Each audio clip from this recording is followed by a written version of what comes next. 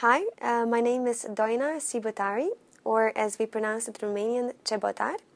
I am a dual citizen of the Republic of Moldova and Romania, and I've been working with the bank for the last 4 years. I have had the opportunity to work with 5 different countries, and that is Croatia, Serbia, Belarus, Kyrgyzstan, and Moldova.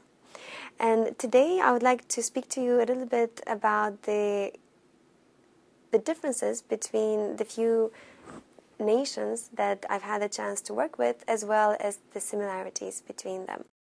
Moldova was one of the Soviet countries that became independent in 1991, and to some extent it's very typical of the former Soviet republics from the point of view that even to this date we have somewhat of an identity crisis. We're still trying to find out who we are, and it seems that it's not just Moldova that is going through this self-identification process.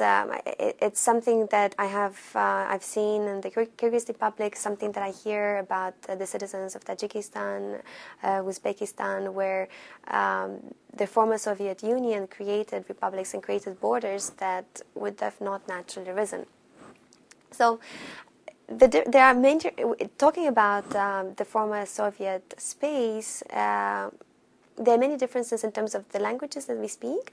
There are languages that have Turkic roots, Slavic roots, Latin roots. In fact, Moldova and Romania, Moldova being a former Soviet republic, being the only country that has a language that with Latin roots. In Central Asia, we see the Tajiks that speak a Farsi language. We see the Turkic influences with the Kyrgyz and the Kazakhs. I assume the Turkmens as well. And then we have the predominantly the Slavic roots in Russia, in Ukraine, and Belarus. And then the Baltic states is a different melting pot of their own. So we are very different in many respects. The fundamental culture, I think, is quite different. But at the same time, I was very surprised when I went to Kyrgyzstan for the first time to feel that I could understand them so well, because we shared a Soviet culture. So although Moldova was part of the Soviet Union for a little bit less than 50 years, it was a strong period of cultural homogenization that at least the center of the Soviet Republic tried to